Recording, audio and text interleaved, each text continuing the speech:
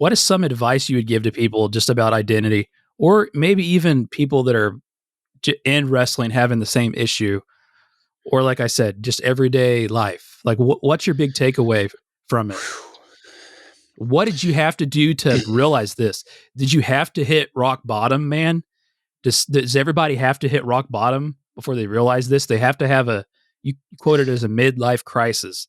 Does that Yeah, have to right. be the case? So part of me thinks that for a lot of us, it's the natural progression of our life here, right, in the physical form.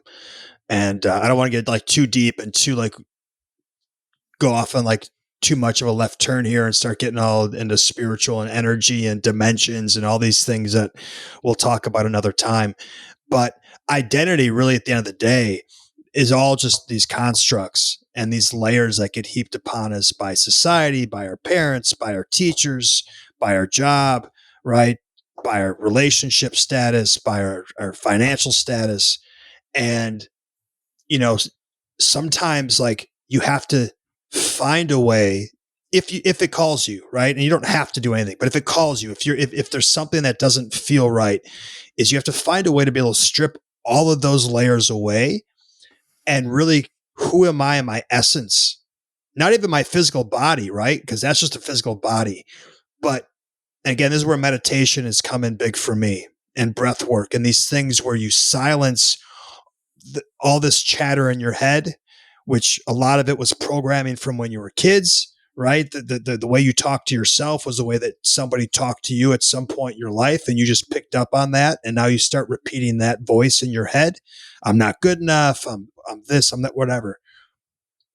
And you got to find a way to strip away all of those labels and layers of identity and figure out, like, in your essence, in your core, your spirit, your soul, your energy, who am I? If I take all these things away and I go sit, there's a woman I follow named Blue. She's got a great podcast, right? And she did 4 days of complete darkness, right? Like underground. So no senses, no sound, no sight, right? And just had to sit with herself. That, to me, like, that's taken it to a different level of really figuring out, like, who am I? Not my job title, not my relationship status, not my financial status, not my physical form, but who am I in here? Who am I in here?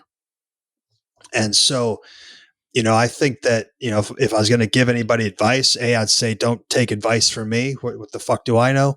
But if you do, is if something isn't sitting right and it's not resonating, or you don't feel happy, or you don't feel satisfied, or you don't feel like you, find a way to do that. Go inside. Stop looking externally for the answers. And I think that's what we've been kind of taught to do in this world, is to look for all the answers externally, and the answer is internal, and we got to turn inside and really examine what's in there, and separate from all these things that have been placed on us by the external world. And so whether it's through meditation, whether it's, through these different modalities, plant medicine ceremonies, as I mentioned, I'm not going to recommend that for anybody, but I know it definitely has helped a lot of people gain a new perspective of themselves, where they fit in this universe. That would be my advice, is to stop looking externally for the answers, and look internally, quiet the mind, and go into the soul.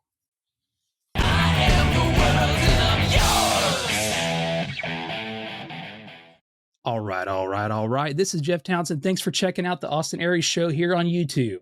If you're enjoying the show, please subscribe to it and share it with all your friends. There are plenty of more videos for you to check out in the meantime.